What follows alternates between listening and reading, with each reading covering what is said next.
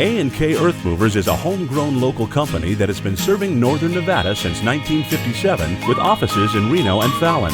Offering everything from heavy civil construction to residential, A&K Earth Movers like to say, we contract it the way you want it, and they mean it. It's also a great place to work and always looking for good people. And A&K is a frequent donator to kids and community.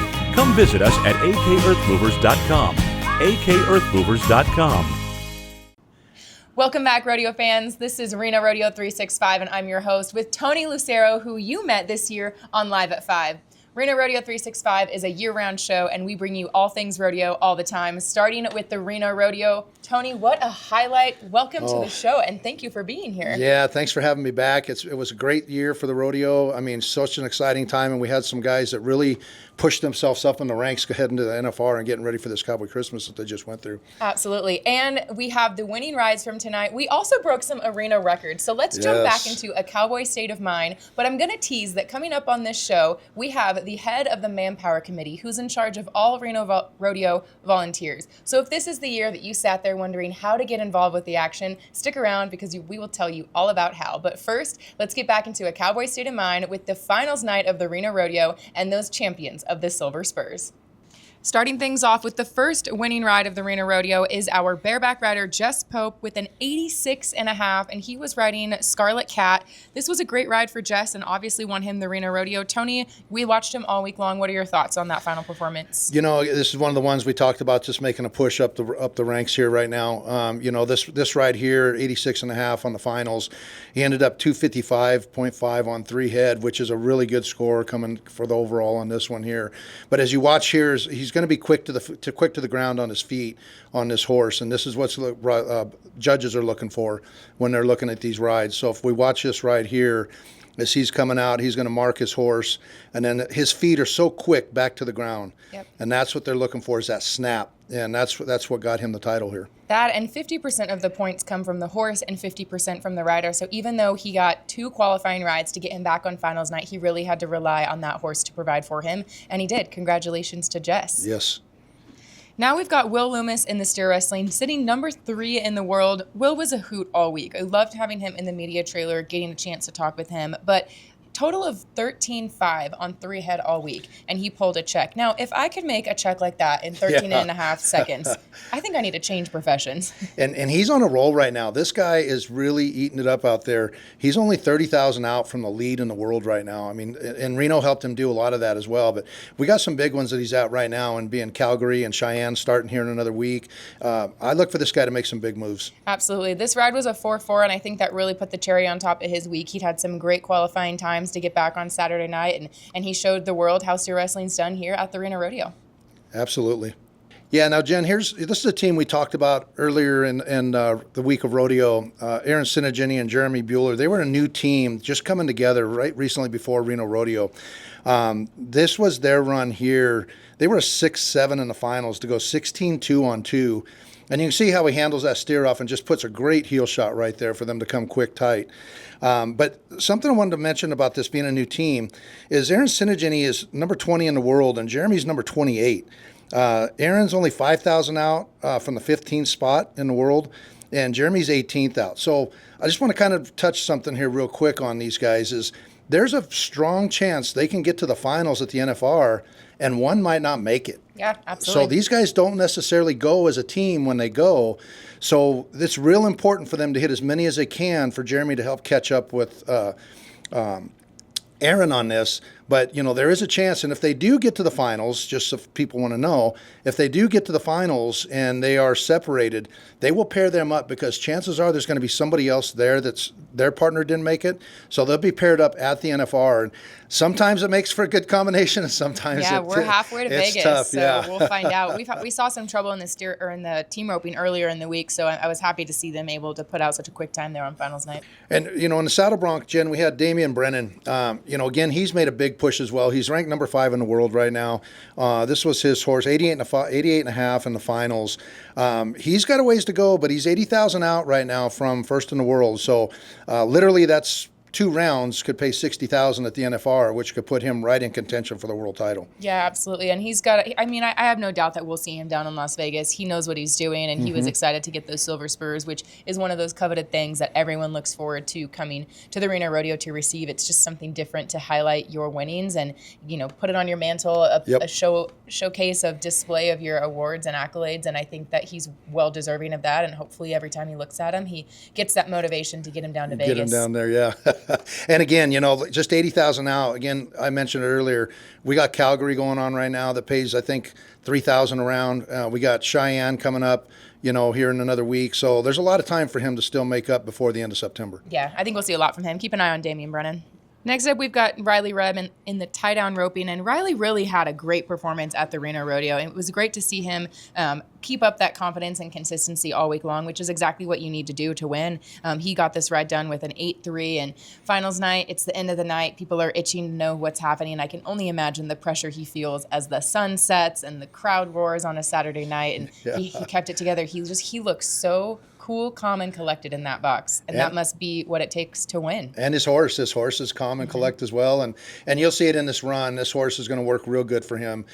We always say a 9 is a good run, but you'll see here that horse sits on the ground, keeps that rope tight. He gets out, gets a good hold, flank down, and then quick hands. And he's real close to breaking that 7-second barrier on it, which is a phenomenal run at that type of time. Yeah, absolutely. And by the time, he gets through the summer run, he'll have great chances. I think we'll see him down in Las Vegas as well. He's got the confidence of it. I don't see him falling in the standings that significantly. So we'll just see if he can hold on to that number 1 spot. Yep. Now, here's a cowgirl who knows how to throw a rope. Taylor is a returning Reno Rodeo champion, so it's no surprise to see her in that hot seat again this year. She really just put out a performance for 8 seconds on 3 head this year at the Reno Rodeo. She took this down with 2.6. Like I said before, it'd be great to be able to have some winnings like that, but the work that she puts in, the dedication, the practice, the focus that you have that we can see is just truly amazing, and that's what it takes to be a winner here at the Reno Rodeo, and Taylor just knows how to get that done. Yeah, and she was very patient with this run. If you watch this as it replays, when she throws that head loop, you watch it go over the nose, and she almost missed, but she was patient. And that loop went right around the neck, and she still pulled off a 2.6 for the finals. And she's ranked number 1 in the world right now. She's got a $40,000 lead right now at this point. But, again, we got some more rodeos to go before the end of September. Absolutely. And she's so fun to talk to, too. She just loves what she does. I think it's always great to get to know Taylor outside of being horseback. But here at the Reno Rodeo, I think it just gives her that confidence going into the rest of the season that she's a well-deserved ranked number 1 cowgirl in the world right now. Absolutely.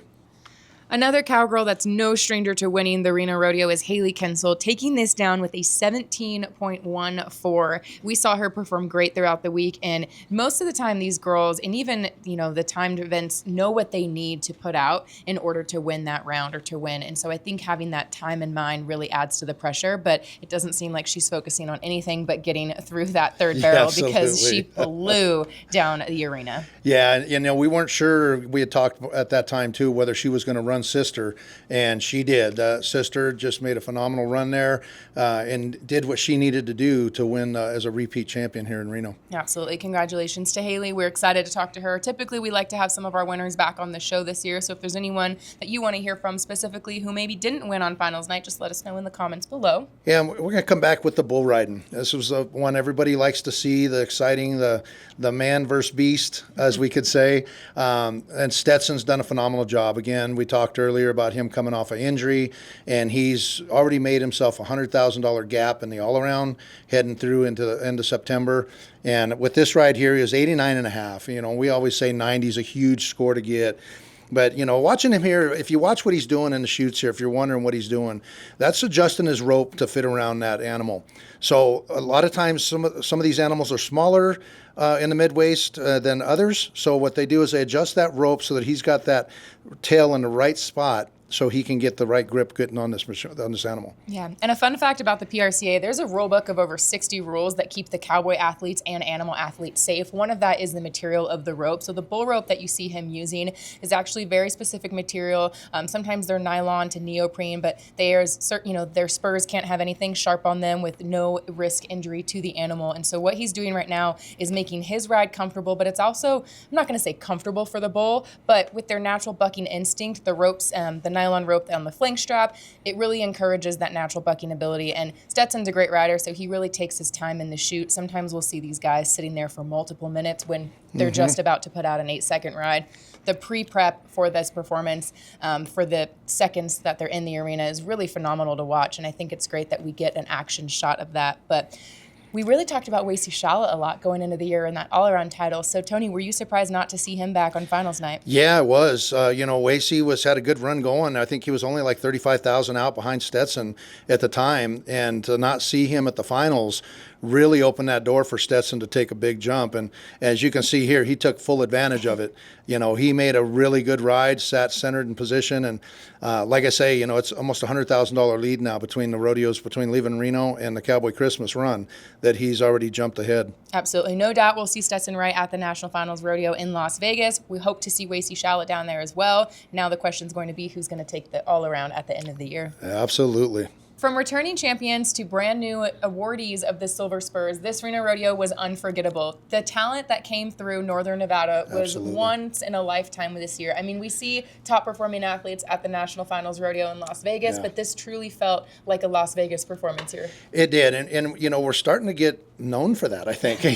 We've even had Reno Rosser say that a time or two in the past year and a half, that, our finals is like nothing other that people have seen. With the contestants that we do draw the best of the best, and we end up having that at the end in our finals, and it ends up being almost an NFR round here in Reno. So it is getting exciting. It seems like we've got a reputation to uphold now, but we're looking forward to it. Yeah, and Reno Rodeo is part of the Wilderness Circuit. So let's jump into a little bit about what the circuit system is. We touched on it briefly if you tuned in to watch that live winner show this year, but just to give you a tease at home of what to look for, contestants compete in over 12 different circuits, and they each claim one as their own. If they live in Texas, they can compete in the California circuit. If they live here in Reno, they don't have to be in Wilderness Circuit. They might be in the Turquoise or the Badlands. You can look all this information up on the PRCA website, but that circuit system really allows them to focus on making that circuit count, so the minimum amount of rodeos within that circuit, and really helps them get to the circuit finals, which the money qualifies you down to Las Vegas. And it does, and it also helps them on another thing that they started, I think, 2 years ago. So like Jen's saying,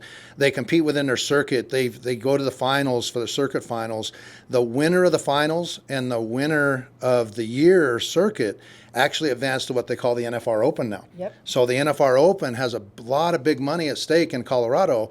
And again, it goes right back to that money counting towards the finals. Yeah, and I think what's great about that is everything that is lined up for these contestants is for them to make advancements and make money, because this is a sport where you pay to play. They pay their entry fees, they pay their travel fees. Sponsors help, so if you see any sponsors out there that support your favorite athlete, go support them.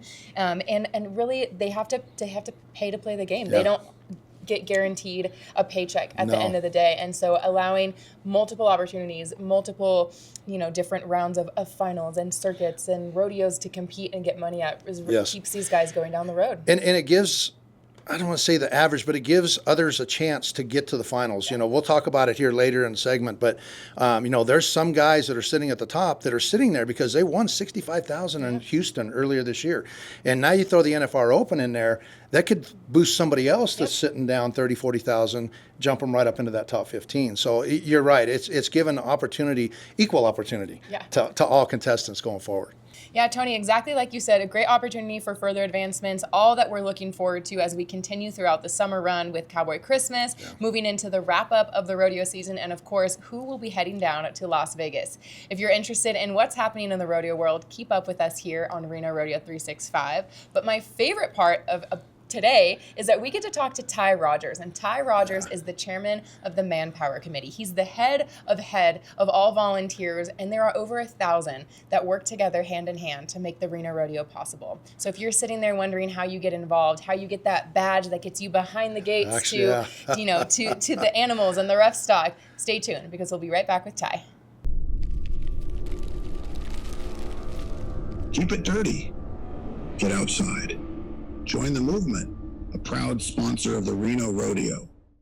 Famous Famous Dave's has the tastiest barbecue in town. We'll put our ribs up against anyone. We have the top pit masters from all across the U.S. Everything that goes into and out of our kitchen stems from Dave's philosophy: no amount of sauce can hide an inferior cut of meat. Low and slow, that's the only way to bring out the robust flavors and textures. That's why all the meat smoking is done in-house in each Famous Dave's location. Stop into Famous Dave's and enjoy. 4925 Kitski Lane. Welcome back, rodeo fans. I told you today was exciting because we are sitting down with Ty Rodgers, chairman of the Manpower Committee, which is kind of like the boss of all the volunteers. I know we have George Combs, but you're kind of like the boss. Yeah, no, not at all. I mean, that's completely inaccurate. We're a total service committee. Manpower is a little bit different than most committees, as we are all elected or appointed to be on that. And then from that body, there's 7 people that represent Manpower. From that body, we then elect our own chair. So yeah, out of that, I am elected to be the largest servant here among Reno Rodeo. There we go. Yeah. Well, we do appreciate everything you do for the Reno Rodeo, because it's no small feat organizing over 1,000 volunteers and really helping kind of place where they go when it comes to the multitude of committees we have. Absolutely. And the reality is, because I have a very strong committee with fantastic people, that's the reason we're able to do so much with just a few people. Yeah. So tell us a little bit about becoming a wrangler. And we equate a wrangler to a volunteer. So when we say the word wrangler, it's your first 2 years as a volunteer. But walk us through a little bit about what it is to be a wrangler, the perks of it, and then we'll get into exactly how to sign up. I mean, the first perk, obviously, you get to be part of Reno Rodeo. So that's a huge deal. That's awesome. We think the path for wrangler to member is truly that. It is a path. So a lot of people will come in and want to volunteer and kind of know more about rodeo. So that's a great place to start. So they fill out a wrangler application, which they can find on the website. They fill it out. There's a $25 application fee to do that. We get you into our system. You need a headshot, some information about yourself, and then we assign you to committees. Now, our philosophy has been the last few years, we assign you to one of the big 4, or what we call the 4 corners. The 4 corners. Yeah, 4 corners committees. Which they have their own barbecue at the end of the year, too. Another perk. Huge perk. And the only way to get into it is if you start on one of those 4 committees. Yep. So those committees are public parking, contestant parking, admissions, and stalls. So of those, they require the most help, but they give you such a good foundation in the start of what Reno Rodeo is all about. Absolutely, and I think just small pieces of that, right? Contestant parking, you get to meet some of the contestants as they come through. They're excited to be here, you're excited to be here. Stalls, maybe you've never really had the opportunity to get your hands dirty or get dust on your boots before, and it's your first true introduction to that grit and hard work of the Western lifestyle. Public parking, they have awesome breakfast burritos that come out every morning at like 5 a.m. and you get your committee hours done and out of the way, sometimes before rodeo performance even starts at night. Yeah, absolutely. So a lot of great perks even on the 4 corners. Great things. Admissions, they love to interact with people. Yes. So they have good stories about folks just coming up and seeing families walking through and first-timers that come to visit.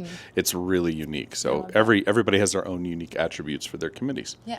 For someone watching who says, oh, I already know someone on this other committee, it's not one of the 4 corners, can I just start there with my friend? Ugh, yuck. Technically, there are a few exceptions. Specifically, when somebody has a skill set that a chair needs or requests, there can be exceptions made for that. However, what we do is we ask for your split time. So we want you to spend at least half your time on one of the 4 corners committees and the other half on that additional committee. But again, each one of those is unique. It would be at the request of the committee chair, and they would be seeking somebody specifically for a skill set that they need on that team. What we also have found is that most people benefit from being on one of those big 4 right off the bat. It just gives them such a good base in rodeo. We assign them a mentor out of that committee as well that can help them along their member journey. Yeah. Sounds great. So before we lead into what that membership step looks like, which is after your first 2 years, what are those hourly requirements? You said split your time. So what time requirements are there for any of the committees or even just to... I'm so glad you asked this one. So we ask for a minimum of a 32-hour commitment when you start on your Wrangler journey. However, that has no cap. Yeah. So many people have the ability to volunteer on multiple committees, and they want to give more time. We're very appreciative of that amount of time. So we often have wranglers that are committing 100 hours plus in their first year. If you have the ability to work all 10 days plus the setup, plus the teardown of rodeo, that's really what we're looking for here. We want people that are going to really be here to put their heart and soul into it, and honestly, their blood, sweat, and tears too. Hopefully not a lot of blood. Or tears. Happy tears. Happy tears. Tears of joy. Tears of joy. Absolutely. So if they're going to come down here and give us most sweat equity, the 32-hour minimum is what we're looking for, and there's a reason why. Can I tell you what it is? That? I would love to know. All right. We would love to know. All right. So the 32 hours, 2 years in a row, is the minimum that we look for when we invite people to membership. All right. So 100% of these people seeking membership at some point will have to do 2 consecutive years of a minimum of a 32-hour commitment, and then have to be basically selected. And the selection process goes from the Manpower Committee to put the first draft of the list together. It's not just Manpower, it's actually called Manpower Nominating. And we are the committee that nominates people for membership. So we put a list together that goes to the Executive Committee for their first approval, and finally to the Board of Directors, who will vote on it. And so that board of 50 plus the past presidents will all approve each individual name of a person to become an actual member of Reno Rodeo. Absolutely, which with 64 hours total, that's an honor to be recognized by some of the most prestigious volunteers of the Reno Rodeo throughout the years. And those 32 hours don't have to be obtained just in the 10 days. There are committees, and maybe not the Four Corners, but there are committees that work tirelessly throughout the year that people can get in hours as well, correct? You're completely right. We have a team 355. That is a committee that works all year long, but you will find many committees work constantly. I mean, you're here constantly, right? I am. All year long. And thank you for what you do. We appreciate that. Of course, thank you. And then talk about membership. So once those the past presidents and the executive board, they vote you in, what does that mean? What is this step up from being a wrangler to being a member, and what are some of those perks to look forward to? First commitment is monetary. Now you are obligated to pay your dues. So as a Reno Rodeo member, you'll get an invoice for $100. That'll be the beginning of September. You get that, you pay it, you get access to all of our luncheons that we do. So there is essentially one a month of a luncheon or maybe a dinner function. Maybe a dinner. And these are run more like business meetings. If there's hot topics or bylaws to pass, not every member votes on them, but that is a membership luncheon that members get to go to. And they're typically at one of our sponsoring casinos here in town. They're absolutely delicious. I have never gone hungry at a Reno Rodeo membership event, and so that $100 is well spent and probably cheap, very cheap compared to what it costs to actually. Just the crab feed dinner that we've started doing the last few years alone is probably recoups all of your investment for that. As well as we have during rodeo a members bar. It's a private access bar under Grandstand 5, so it's a little tucked away, but the people that know, you can go in, get a refreshment. There's actually some food that goes in there. That's where I eat dinner most nights during the rodeo, because I typically am running around so much between the Live at 5 and the indoor viewing party that I'll run by and get me some famous Dave's, like spicy mac and cheese or a bread roll. If I'm lucky, there's barbecue chips left to scrounge. Yeah, it's amazing. So we have a great venue here during the rodeo for members as well. The access to the membership is really cool. As you brought up, we vote on bylaws. We don't do a lot of changes to the bylaws. We have a pretty intact structure as we've been around 106, now going on 107 years of rodeo. So we have a pretty good history for that. That being said, though, it does allow you to then become eligible for other things. Like you could run for the board of directors at some point. You can establish yourself as a member. We have a membership status called emeritus. Yes. So after many, many years, minimum of 10 years, we see a lot of people after 20 or 30 years, though, decide, I think I've done my part.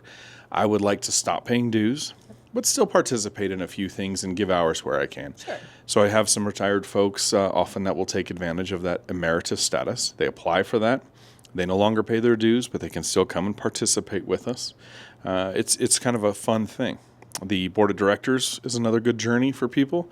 We actually members can come to a board of directors candidate workshop, which is great. Yeah. So they can learn what that path looks like. From the board of directors, you can then ascend into an officer position.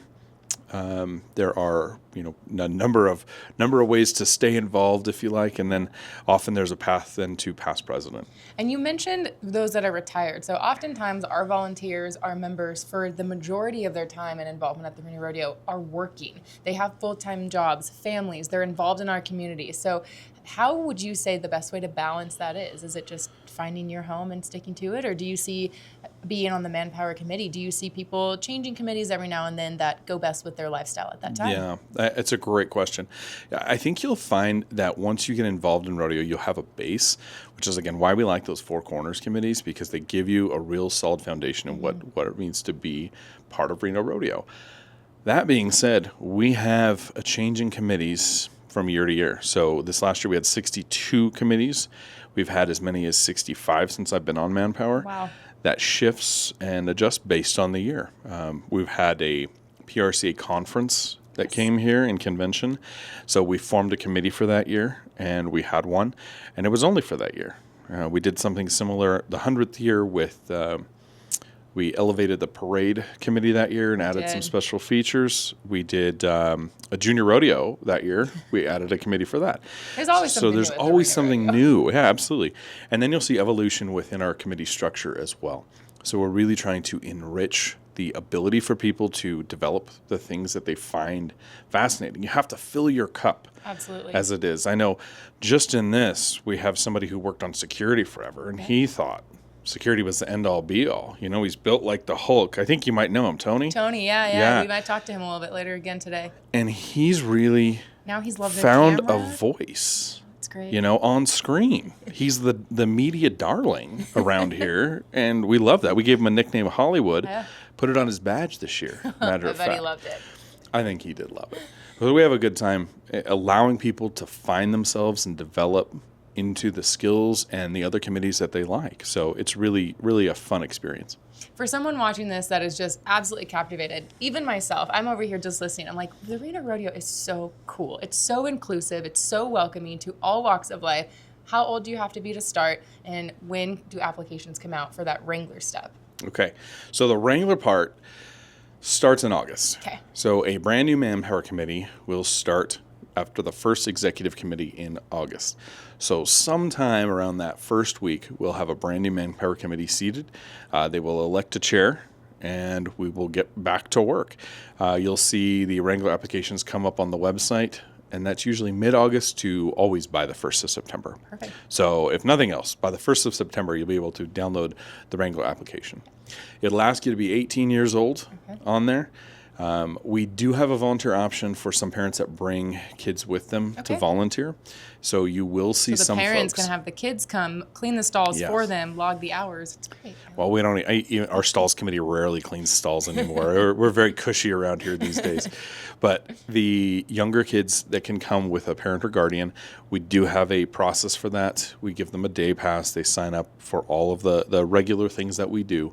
But as long as they're with somebody at all times, then it's just fine to have them here too. So there's lots of ages of involvement, and we have no cap on that as well. As old as you want to be, if you're still a kid at heart, come on down, and we'll find a good place for you. Yeah, absolutely. The Reno Rodeo wants to have you on board with this. We cannot make this happen without the help of our volunteers. If you have questions, where can they reach out to? The website is always a great place to go.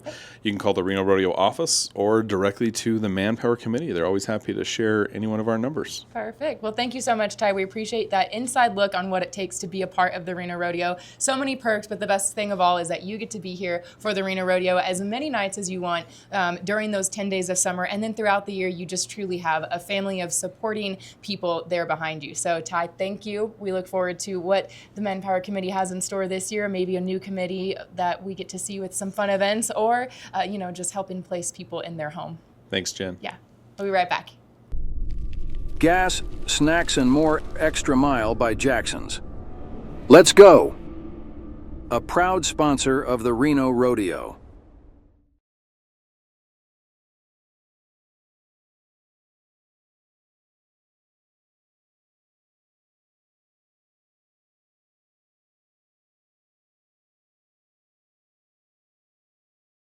Welcome back, future wranglers and members of the Reno Rodeo. I hope you learned some valuable information on next steps to get involved to be a part of the Reno Rodeo family.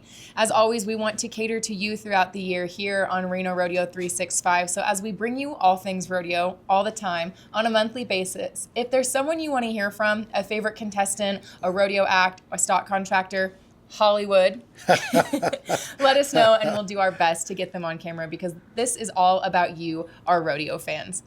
Leading into the most important event of the year, of course, secondary to the Reno Rodeo for us, is the National Finals Rodeo. And Tony, you've got some awesome information for us because that payout down there, I mean, people go to Vegas to gamble, but these contestants go to win. They're going down to gamble too, but they got a lot better chance at it. So yeah, the NFR, you've heard us talk about it throughout the series of Reno Rodeo and into here with 365. The money they have now, Jen, is incredible. I mean, they're going to be pushing, it grows and grows every year because of the sponsors, but they're going to be pushing per round $36,000 this year. It's amazing. They're going to be pushing $90,000 this year for the average. So for those of you not knowing, there's 10 rounds of the NFR. Every round is going to pay a breakdown of 6 spots, starting at 85, starting around that 36,000. At the end of the NFR, they have the average title. Yes. The average title is the best on, if it's tie down roping, the best on 10 head. It might be paid on 8, but that average title going to be paying almost $90,000 this year. So we talked about opportunity earlier of these contestants. Literally, if you weren't in the top 5, 7, 8 years ago, you really didn't have a chance really to get to the being the crown the champion, Absolutely. world champion. Yeah, the gap in that money was pretty big. And where it's at today is you literally have a chance at number 15 coming in and winning the world title. So, and we've seen it happen on some occasions already where guys have jumped in, say, the 13th, 14th spot and finished reserve champion of the world. Absolutely. So, and for those that don't know, getting to the National Finals Rodeo is all about where you rank in standings based off of money earned. So the more money you win and get into that top 15 spot, those top 15 in each rodeo event that we talk about on a consistent basis are the ones that show up in Las Vegas. So number 1 in the world can show up with the most money and not do so great at the National Finals Rodeo and maybe finish 5, 6 in the world, depending on what the lead they had is. So to your point, you can come in there on the further end of top 10 to 15 spots and really excel in the standings just by winning in Las Vegas. And I think I remember back when it was very low, and, maybe less than 20,000 payout, and now we're up in 36,000 for one night. Just one round. So, and again, like I say, the opportunity they all have now, it's no longer just trying to be in the top 5 going into finals. Now it's just getting in that top 15 spot, and because they got a chance.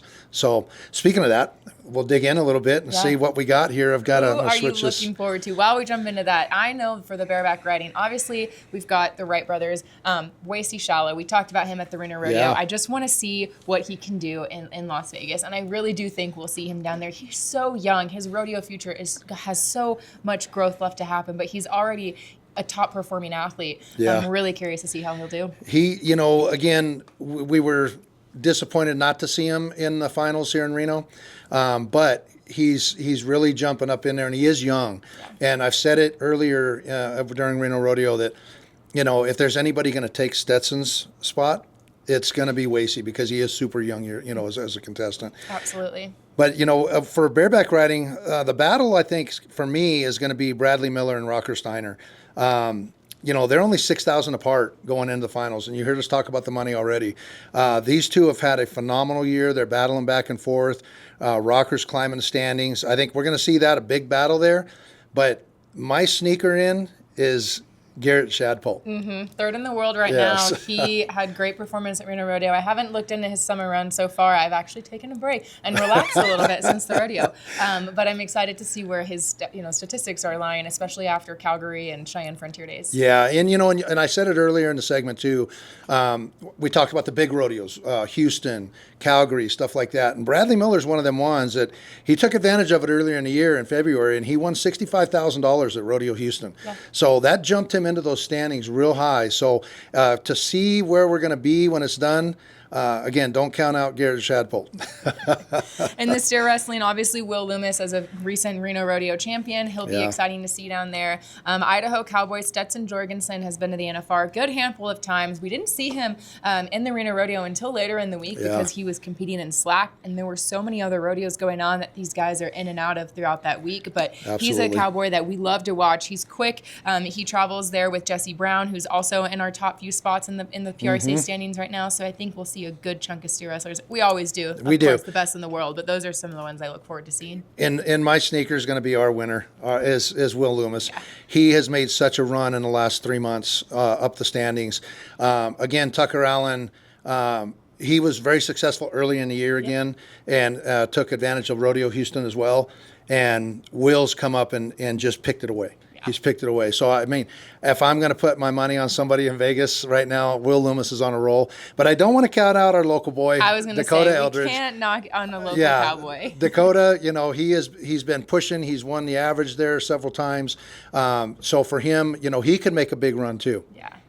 And with the team roping, we've got Derek Begay in first in the world right now. But we had some awesome team ropers come through this year. We had multiple sets of what was brothers here at the Reno Rodeo. Some names pop up that we haven't seen. Some teams that have only been roping together for a month or two. So I think it's anyone's shot when it comes to filling in those final few places. I think that the top headers and heelers in the team roping have a good shot at making it where they're at. Those are guys that are consistent. They have great teamwork. They work well together, and from rodeo to rodeo. But I think those spots there on the backside of that top 15, it's really anyone's shot because there's so much variety in the roping right now. Yeah, and then on my end, I'm looking at two teams. One because I have a heart for them, but the other one, and they're doing well. Don't get me wrong, and I'll explain it in a minute. But number 2 in the world, Tomlinson and Graves. These two, Tomlinson's 24-year-old kid. Graves is a seasoned veteran, been to the NFR 11 times. Neither one has won a world title. Tomlinson has won the average already as a youngster. I think if those two, they're sitting number 2 in the world, if those two can put a good average run together at the NFR, I'm saying look out for them. Now, the flip side where my heart's at is number 6 in the world right now is Clint Summers and Jade Corkill. It's close to my heart because he's a hometown boy. I've roped with Jade. I know his family. And this kid's a 13-time NFR qualifier, 3-time world champion. He just jumped back into rodeoing again this year. He'd been putting clinics and everything on through the last couple years. And here he is at number 6 already, at this early in the stage. So it's going to be exciting. It's going to be anybody's game, but there are going to be some big teams, I think, this year to look. Yeah, and I love National Finals Rodeo when native Nevada Cowboys and Cowgirls, but we don't have too many of those, when the Cowboys are there because it's their hometown state. And, I feel like the crowd there in Las Vegas really appreciates that. Yeah, and it's going to be nice to have a few more than just Dakota there this year. In the saddle bronc, I touched on it when we first started. I jumped ahead to the Wright family because they really put on one of the best shows this year. The saddle bronc, I would say this year at the Reno Rodeo, was the most stacked event of all. And I think a lot of that has to do with the names that we see come through, that including the Wright family, number 1 in the world right now. Ryder, you can't get past a family that has generations and generations of cowboy in their blood. And right now I think there's 2 riders sitting there, and then Statler I think's in the top 15 as well. And then just outside the top 15 is sitting Stetson. Yep. And Stetson's the one to watch because if he can come back at the NFR in both events, he's going to have the front runner running for the all-around for that title for the year over Wasey. Yeah, I also really enjoy watching Chase Brooks. He's from Montana, but he rodeos all over. Yeah. He's a Kimes Ranch sponsored athlete. He's got 2 beautiful little girls. He's a great dad. He's a great role model, and he's so humble. And I think just watching him ride, it's graceful, it's dedicated, and he gets off and he goes to the next rodeo. There's not a lot of hoopla behind it. He's very subtle, but he puts on a great performance, and he's made it to the National Finals Rodeo multiple times. So Chase Brooks is one of those cowboys that's always great to see. And he's having fun. He's traveling with the family. Yeah. He enjoys traveling with his family, and he's having a great time with it as well. And then we got tie-down roping. That one there, we've seen it. Riley Webb, Shad Mayfield. Sorry, couldn't get that out. But Shad, he's going to be tough. I mean, Riley's the same way, but I think you're going to see a two-way battle at the NFR for these two right here. Yeah. I'm not saying anybody else can't win it, but these two are just roping so far above everybody right now and what they're doing and how they're doing it. I think it's going to be tough to catch them. Yeah, absolutely. Excited to see what they have to do. Tied on roping.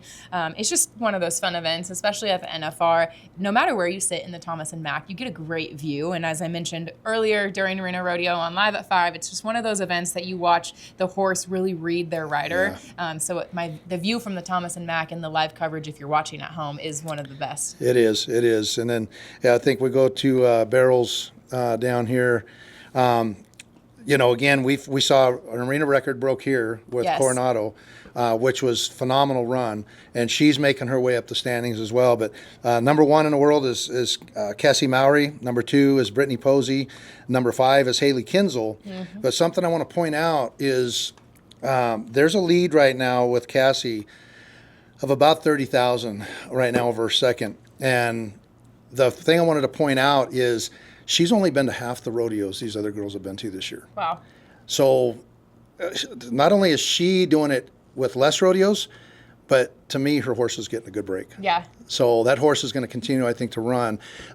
Pending anything happen down the line, I see that one being one for everybody to chase. But never count out Haley Kinzel and Sister. That's for sure. We do love Sister.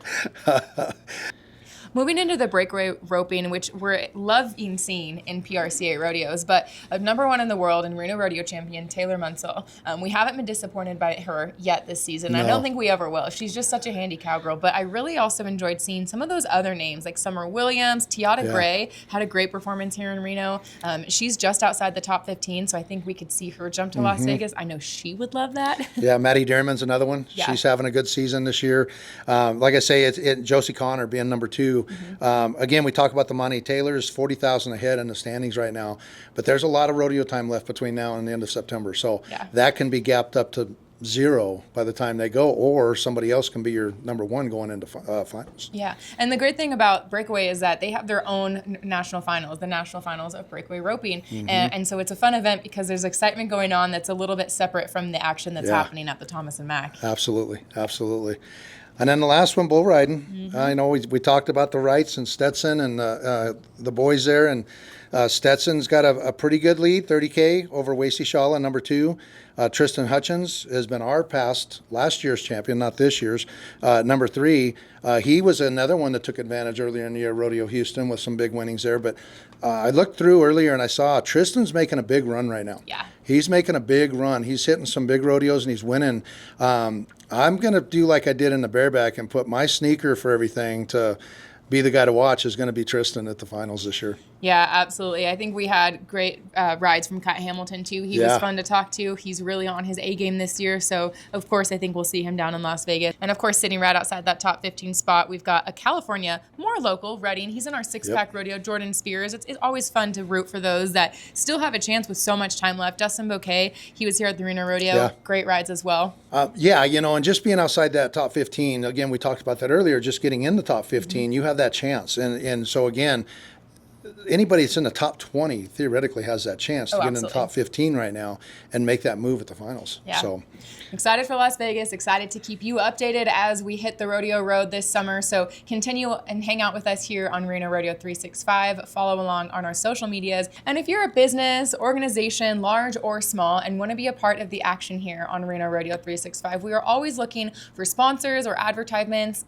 You can have a mic wrap, you can have a banner, ticker tape across the screen, or more. Just email advertising@renorodeo.com for more information. We're happy to help you, helping us here continue doing what we love, which is bringing you all things rodeo all the time.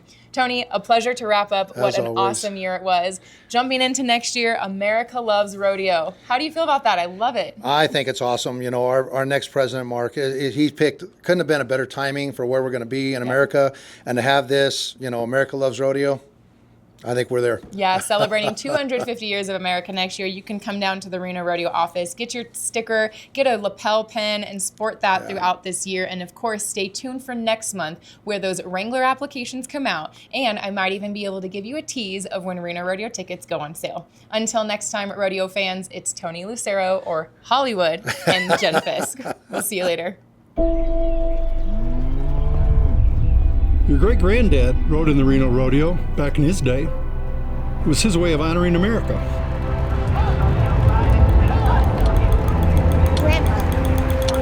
Grandpa. Now it's your turn.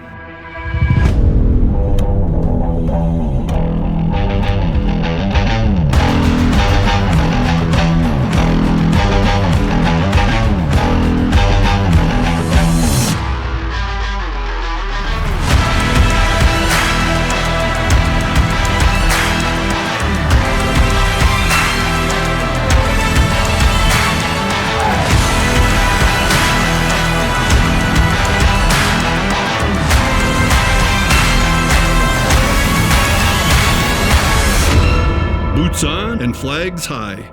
This year we ride to celebrate America.